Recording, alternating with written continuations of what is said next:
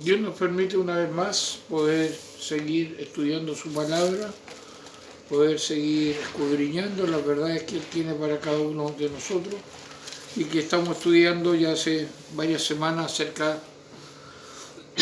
del libro de Esther, ¿ya? Ya en esta semana número 20 de este año vamos a recordar un poco lo que vimos la semana pasada. Nos centramos en Esther capítulo 6 y es interesante que el subtítulo que tiene muchas Biblias Esther capítulo 6, pero vimos que este capítulo nos enseña dos verdades principales. Una, que Dios honra a los que lo honran y que Dios juzga a los orgullosos y arrogantes, ¿ya? Esas dos verdades están muy reflejadas en esta lección, en este capítulo, ¿ya? Ahora, debemos recordar que los enemigos de Dios, los enemigos de la iglesia, no siempre son destruidos y los íntegros, los obedientes, no siempre son recompensados o reconocidos en este mundo, ¿ya? Sin embargo, Dios no olvida a su pueblo, no olvida lo que tú haces por su obra, lo que yo hago por la obra, y al final, cuando Cristo regrese, los adversarios van a ser juzgados y castigados de forma definitiva, aunque ahora quizás gocen de ganar una batalla, pero no la guerra, ¿ya? Mardoqueo, después vimos en la palabra de Dios, después de los honores que recibió, dijo: yo vuelvo a mi lugar, vuelvo a la puerta del rey. Él seguía siendo el mismo, ¿ya? Él seguía siendo el mismo, no abusó de lo que vivió, no abusó de lo que pasó con Amán, de todo lo que sucedió, no, volvió a ser el mismo. Y no importa lo que ocurra con nosotros, siempre, como se podríamos decir, debemos estar a la puerta del rey, sirviendo con humildad, recordando que el Señor no olvida la obra de amor que hacemos por Él y su pueblo, ya que la gran verdad que vimos en la clase anterior es que Él honra a los que le honran, ¿ya? Esa verdad no tenemos que olvidarlo. Por eso dijimos la semana pasada que Esther capítulo 6 nos enseña dos verdades. Dios honra a los que honran, a los que le honran, y juzga a los orgullosos y arrogantes, ¿ya? Entonces, hoy día nos vamos a encargar de ver que Dios juzga a los orgullosos y arrogantes, ¿ya? Y esta es la segunda lección que vemos en este capítulo. Y es interesante que, si usted mira el subtítulo que tiene el capítulo 6, dice: Amán se ve obligado a honrar a Mardoqueo, ¿ya? Un resultado, ¿ya? Bueno, si miramos los versículos 12 al 14 de este capítulo, podemos leer lo siguiente. Yo lo voy a leer en la Nueva Versión Internacional, que dice así: después Mardoqueo volvió a la puerta del rey, pero Amán regresó apurado a su casa, triste y tapándose la cara. Y les contó a Zeres, su esposa, y a todos sus amigos todo lo que había sucedido. Entonces sus consejeros y su esposa Zeres le dijeron: si Mardoqueo, ante quien has comenzado a caer, es de origen judío, no podrás contra él. Sin duda acabarás siendo derrotado.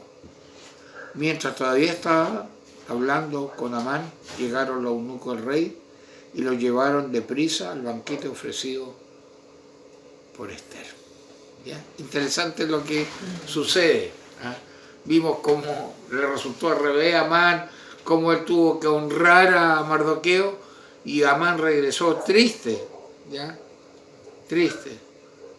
Y pudo vivir en carne propia lo que estamos desarrollando, que es la respuesta de Dios ante la humildad y el orgullo. Hoy día vamos a ver ante el orgullo, ¿ya? Amán tuvo que regresar a su casa triste y humillado después de lo que había ocurrido.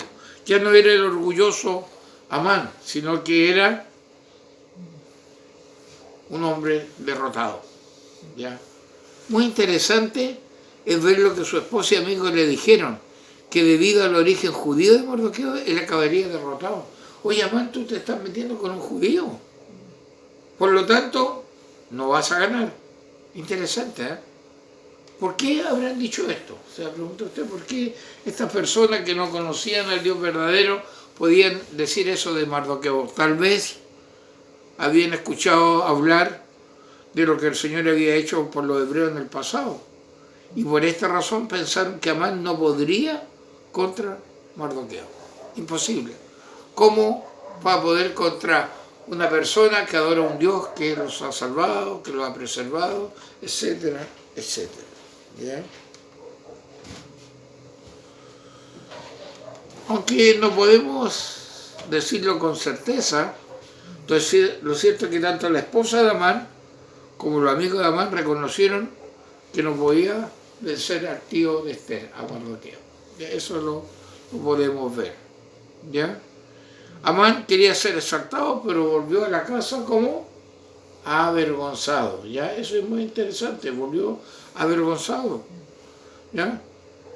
Él comprobó de primera mano, en carne propia, que Dios humilla a los orgullosos.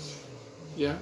Solo el Señor, hermano, puede cambiar para nuestro bien lo que sus enemigos planificaron para nuestro mal. Dar vuelta esos planes, esas cosas que se trama tras bambalinas, esas leyes que se están sacando, tratando de destruir la cosmovisión bíblica. Dios la va, perfectamente las puede revertir. Él perfectamente puede humillar a los orgullosos. ¿Ya? La actitud de Dios hacia el orgulloso, hacia los soberbios, hacia lo que está de moda, empoderado, está claramente reflejado en las Escrituras. Vamos a ver algunos pasajes, no todos los que aparecen acá, vamos a leer algunos, ¿ya? Sobre cómo Dios actúa frente al orgulloso. Quizás teniendo de fondo esta escena del fariseo y el publicano muy conocida, pero vamos a ir primeramente al Salmo 138, verso 6. Escuchemos por favor qué dice la palabra de Dios. Porque Jehová es excelso y atiende al humilde, mas al altivo mira de lejos. Al altivo mira de lejos. Imagínense, todos esos activos, esos orgullosos, esos que se creen, que forman asociaciones, que forman clubes, que son según ellos los poderosos. Si no honran a Dios, Dios los mira de lejos. ¿Ya? Proverbios 8:13. El temor de Jehová es aborrecer el mal, la soberbia y la arrogancia, el mal camino y la boca perversa aborrezco. El Señor aborrece la arrogancia, ¿ya? El orgullo. Isaías capítulo 50, verso 11. He aquí que todos vosotros encendéis fuego y os rodeáis de teas. Andad a la luz de vuestro fuego y de las teas que encendisteis. De mi mano os vendrá esto. En dolor seréis sepultados. Ya, Dios no se juega con los orgullosos, con los soberbios. ¿Ya? Hay otros versículos que usted los puede estar mirando ahí y que puede buscarlo, ¿ya? Pero ahora nos vamos a ir a Salmo, ¿sí? Daniel, Daniel 4:37. El otro versículo usted lo puede buscar y ver cómo Dios trata a los soberbios, a los orgullosos. Daniel 4:37, ¿qué dice? Ahora yo, Nabucodonosor, alabo, engrandezco y glorifico al Rey del cielo, porque todas sus obras son verdaderas y sus caminos justos, y él puede humillar a los que andan con soberbia. Lo que tuvo que vivir Nabucodonosor, ¿verdad? Después de decir, esto es todo lo que yo he construido, tuvo que decir, reconozco que no hay Dios como el Dios de Israel. ¿Ya? También en el Nuevo Testamento, el libro de Santiago, un versículo muy conocido dice, pero él da mayor gracia. Por eso dice, Dios resiste a los soberbios y da gracia a los humildes. Muy conocido, pero que fácil caer en el orgullo, en la autodependencia, ¿ya? Es creer que somos más. Eso es muy peligroso, ¿ya? Dios trata a los soberbios de una manera muy clara. Y 1 Pedro 5:5. Igualmente, jóvenes, estad sujetos a los ancianos, y todos sumisos unos a otros, revestidos de humildad, porque Dios resiste a los soberbios y da gracia a los humildes. Amplía la idea de Santiago, pero está hablando de la juventud. La juventud se ha dado cuenta que es una etapa de mucho orgullo, mucha autosuficiencia. Actualmente en nuestro país nos gobiernan jóvenes, ya que a veces dice hay que darle la oportunidad a que aprendan. Sí, yo les respondo, ¿tú te operarías con un cirujano que está aprendiendo a hacer una operación? No, entonces lo mismo acá, ¿ya? Pero el orgullo, ellos se creen muchas veces una raza superior, somos de tal pensamiento, somos más avanzados que... Y eso Dios lo humilla tarde o temprano. No puede ser de otra forma, por la naturaleza que tiene Dios. ¿Qué sucede? Dios juzga a los orgullosos y arrogantes. No puede ser, no puede premiarlo, para nada. Si tiene alguna recompensa o premio, porque es algo totalmente del mundo, no proviene de la mano de Dios, ¿ya? Ahora, tenemos, frente a esto de que Dios honra a los que honran y humilla a lo orgulloso, o lo juzga, tenemos que ver una característica de Dios que es muy necesario resaltar, que Dios siempre hace justicia, siempre. Usted dirá, pero pastor, no, mire lo que está pasando, mire lo que está pasando. Espera, déjame explicarte. La justicia de Dios siempre se cumplirá en su tiempo, ¿ya? Es posible que ejecute su justicia en este mundo o tal vez cuando Cristo regrese como juez justo a este mundo. Pero va a ejecutar justicia, va a ejecutar justicia. No se hizo justicia acá, qué sé yo, los jueces están corruptos, no te preocupes. Hay un juez que no es corrupto, que no resiste cohecho, que es Dios, ¿ya? Y en eso tenemos que estar tranquilos. Quiero hacerle dos preguntas. ¿Qué piensa usted de la vida? ¿Es simplemente una serie de acontecimientos que ocurren o está Dios detrás de cada detalle? ¿Qué piensa? ¿Piensa en la casualidad o piensa que Dios está detrás de cada detalle que sucede? Si usted piensa que las cosas ocurren al azar, por la fortuna, por la casualidad, por los astros, usted está equivocado. Lo siento, está equivocado. Dirá, pero ¿cómo? Escuche bien, Dios siempre hace justicia y Dios está detrás de cada detalle, ¿ya? Y esta verdad no tenemos que dejarla pasar por alto. El libro de Esther nos ha demostrado que el Señor siempre controla todo, incluso permitir que ocurran cosas que no son fáciles de explicar para nosotros. Pero ¿por qué esto por qué amar? ¿Por qué sucedió esto? O a veces en nuestra vida misma nosotros decimos, ¿pero qué pasa? Inclusive algunas veces, hermano, sus enemigos salen victoriosos, en otras ocasiones son vencidos. A veces ganan los santos y a veces ganan los pecadores. ¿Se ha dado cuenta de eso? Yo hoy día venía en la micro hacia la casa y un caballero me hablaba y me decía, no sé por qué, a los malos, a los peores le da tan bien y a los tan buenos le da tan mal.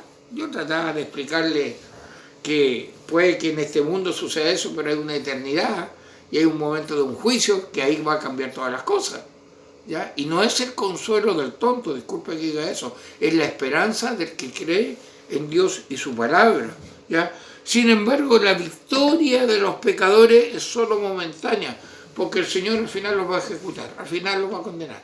Puede que ahora se rían del Evangelio, puede que ahora quemen vivo a los cristianos, puede que ahora saquen leyes contra naturaleza, hagan lo que hagan. El orgullo, el día del orgullo, no le coloco el apellido, usted sabe cuál es el apellido, puede que hagan todo eso, pues en el día del juicio Dios va a juzgar finalmente. Y eso es realmente lo que importa, ¿ya? Dios no siempre ejecuta su justicia de forma inmediata. Inclusive a veces, cuidado con esto, lo que voy a decir, inclusive a veces permite que los injustos gocen de ciertos privilegios en esta vida, mientras los piadosos sufren dificultades. Esa realidad se da. Dice, pero ¿cómo? Debería ser al revés. No. Ser cristiano no es como por ahí hay una secta que se llama Padre de Sufrir, no es parar de sufrir, es tener la esperanza en esta vida, que somos peregrinos y extranjeros, y en una eternidad ante la presencia del Señor. Entonces, Dios nos juzga inmediatamente. A veces el que gana, entre comillas, en este mundo es el inconverso, es el pecador, ¿ya? Pero Dios siempre hará justicia a su tiempo, ¿ya? Comúnmente uno espera que gane los buenos y pierda los malos, ¿ah? Es decir, que cada uno recibe ya, ahora, según sus acciones. Pero el Señor no obra como nosotros queremos. A veces nosotros no tenemos una respuesta. No tenemos una respuesta. A veces me han preguntado, oye, ¿dónde estaba Dios cuando sucedió esto? En el mismo lugar, sentado en su trono gobernando. Y en control de todo. Su justicia se ejecuta en su tiempo y de su forma, es decir, de la mejor forma. Y eso no lo tenemos que olvidar, ¿ya? ¿Por qué? Porque en este mundo somos testigos de cómo muchos creyentes sufren diariamente. En algunas ocasiones ese sufrimiento es producto de su pecado, pero en otras no. A veces decimos, esta persona, no veo dónde. Pero sufren igual. Hay un propósito, hay un plan de Dios, ¿ya? Que es misterioso para nosotros. En el libro de Esther, por ejemplo, vemos que los judíos están prisioneros en Persia, esclavos, porque Dios los disciplinó y los puso en esa cautividad, porque eran desobedientes. Dios había permitido que fueran dominados por otras naciones, no solamente con los persas, con varios. Dios lo permitió, en este caso, consecuencia del pecado, pero aún así tuvo misericordia, ¿ya? Pero tuvieron que pasar por los tiempos de esclavitud, por este susto que estaban pasando con Amán, porque estaban todos ayunando, porque en tal día iban a venirlo a matar, iban a venir a destruir su pueblo. Entonces, a veces se sufre por causa del pecado, ¿ya? Pero en otras ocasiones vemos que los creyentes eran de una gran vida de santidad y sufrieron. Por ejemplo, Job, en el caso de Job, ¿ya? Muy conocido. Era un hombre temeroso, un hombre que inclusive se preocupaba de la vida espiritual de sus hijos, ya, un ejemplo. Y podríamos decir más encima, multimillonario, ¿ya? Perdón, aún así, vemos todo lo que Job sufre, ¿ya? Ahora, de la dolorosa experiencia de Job, debemos aprender lo siguiente, hermano. Existen momentos que Dios elige estar en silencio, ¿ya? Y eso debería humillarnos ante Él, reconociendo que no tenemos todas las respuestas y mucho menos el poder para cambiar nuestra situación. Y yo creo que a veces, cuando pasan cosas que no queremos que sucedan, no estamos esperando que sucedan, en vez de humillarnos ante Dios, nos rebelamos ante Dios, ¿ya? Nos parecemos los amigos de Job, buscamos el por qué, en vez de quedarnos callados a veces, y solamente humillarnos y decir, Señor, yo no puedo cambiar esta situación, ayúdame a enfrentarla, ¿ya? Ahora, yo sé que es fácil decirlo cuando no estamos viviendo un momento apremiante, ¿verdad? Pero cuando lo estamos viviendo es diferente. Pero la justicia del Señor, ya vemos en lo que estamos estudiando hoy día, actuó sobre Amán con rapidez. Pero no tenemos que olvidar que Mardoqueo y Esther debieron sentir gran angustia antes que Dios interviniera. Yo no creo que están contentos, no. Esther tiene que estar muy temerosa, Elio muy temblorosa a presentarse ante el rey.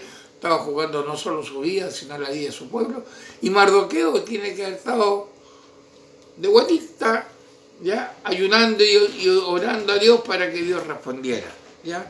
¿Por qué? Porque Dios tiene un propósito en ese aspecto, ¿ya?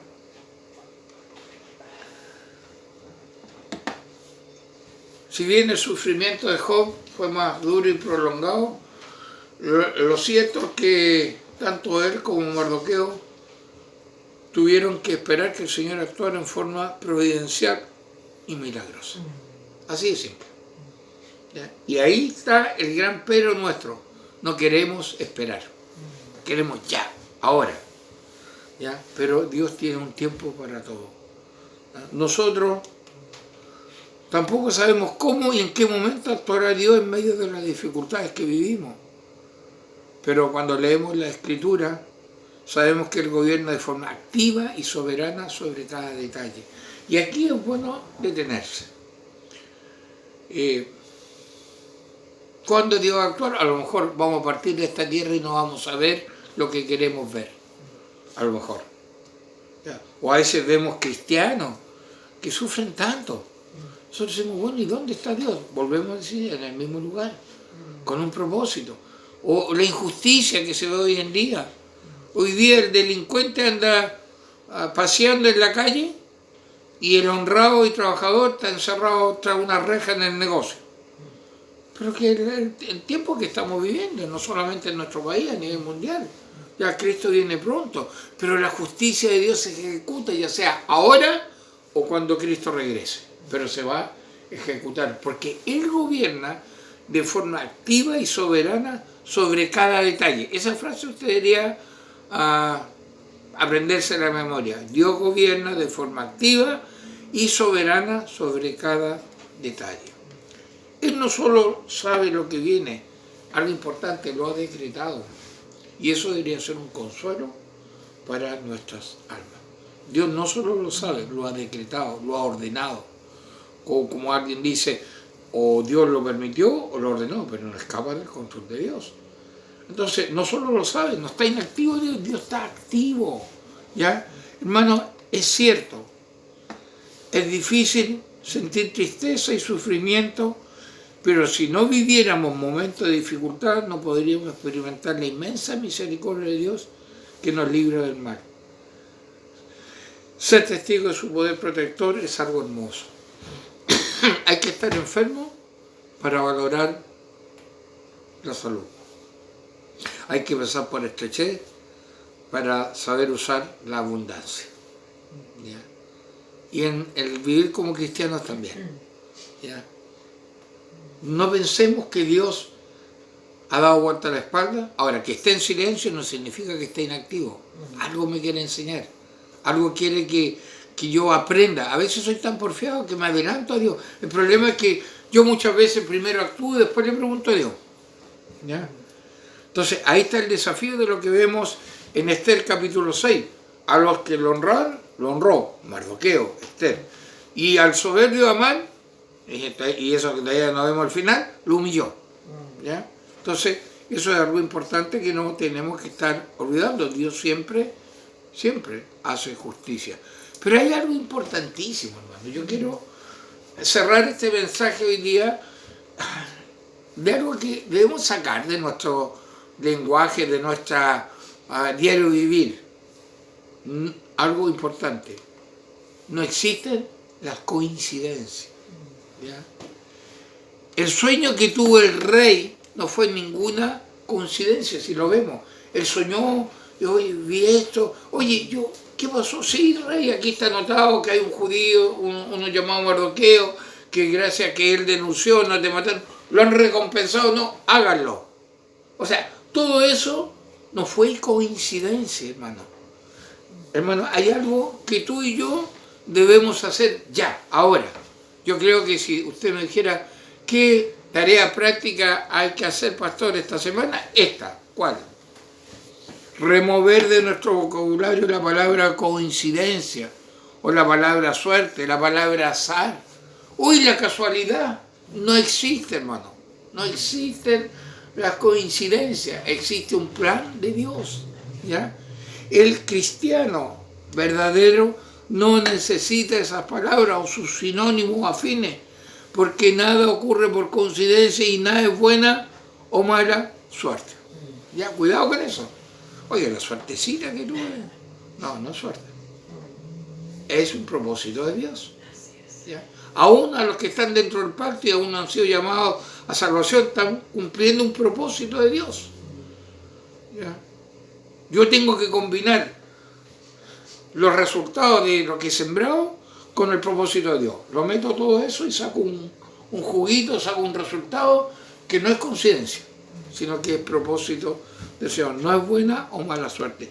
Dios siempre tiene un plan soberano y Él hace todas las cosas conforme a su voluntad. Aunque no hace partícipe de su obra por medio de lo que hacemos, igual no es que estemos de brazos cruzados esperando que Dios lo haga, no. También hay una orden, hay una forma de hacer las cosas. ¿Ya? Yo decía la semana pasada, Dios nos permite en un país expresar nuestra opinión y nuestra convicción a través de un voto, por ejemplo. Y eso es algo que tengo que hacer. No puedo quedarme sentado de pierna encima tomándome un jugo y decir, Dios igual va a hacer su voluntad. Sí, igual va a hacer, pero tú tienes una labor, tú tienes una función, tú tienes que alumbrar. Así alumbre vuestra luz. ¿Ya? Vosotros sois la luz del mundo, vosotros sois la sal de la tierra. No le está diciendo a otro, algo tengo que hacer yo como cristiano.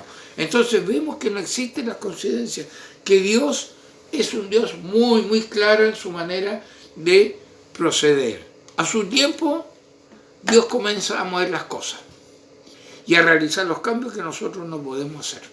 Y eso es lo que vimos en Esther capítulo 6, a su tiempo. ¿Ya?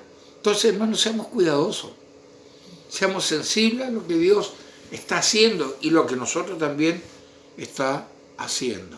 Hermano, cuando los eventos de la vida comiencen a cambiar, de ninguna manera piense que es una coincidencia o una obra de la casualidad. De ninguna manera. ¿Ya? De ninguna manera. No hay casualidad, hay propósito. No hay azar, hay un fin. ¿Ya? No hay buena o mala suerte, hay un plan que Dios tiene para su pueblo y para cada uno de nosotros también para honrar y glorificar su nombre. Entonces, en este capítulo 6 nos ha enseñado dos cosas. Dios honra a los que le honran y Dios juzga a los orgullosos y arrogantes. Entonces, de la serie que estamos viendo, mi responsabilidad ante Dios es soberano de honrarlo. ¿Lo estoy haciendo? ¿Estoy como Mardoqueo? ¿Estoy en la puerta del palacio, que es una actitud donde Dios me tiene? ¿O estoy esperando que me honren como Amán? ¿Ya? ¿Reconozco la mano de Dios en lo que estoy viviendo o lo que voy a vivir? No sabemos, hermano. De repente tenemos que reconocer que todos humanamente tenemos miedo, tenemos temores. Es humano. Pero frente a eso tenemos que humillarnos ante el Señor y decir, Señor, tú estás en control de todo. Ayúdame a cumplir tu voluntad. Y así podemos tener la certeza, ¿ya?, de que todo lo que sucede tiene un plan de Dios, que todo lo que sucede tiene un propósito de Dios y que Dios hace dos cosas dentro de todo lo que hemos visto de la soberanía de Dios. Honra a los que le honran, si yo soy obediente, si soy sumiso, si soy una persona que cumple su voluntad, me honra. Pero si me coloco orgulloso, arrogante, autosuficiente, ya va a juzgarme. ¿Ya? No hay término medio, no hay combinación. Hay simplemente siembra y cosecha. ¿Ya? Así que yo les quiero desafiar a través de este mensaje. ¿Ya? Como país estamos con tanta interrogante. Si miramos alrededor, si miramos un poco países vecinos, el panorama no se ve alentador. Y no es que uno sea de mala suerte o mirar, no, es siendo objetivo. Pero sobre eso tengo que acordarme del Dios que preservó a Mardoqueo, preservó a Esther y preservó a toda una nación, a pesar de que la nación estaba viviendo su rebeldía, su desobediencia, a pesar de eso. Ahora, no abusemos de eso. Tuvieron que pasarla, tuvieron que vivirla, sino que honremos a Dios para ser honrados por Él. Y acerquémonos, ¿ya?, con el espíritu que se acercó Esther al rey.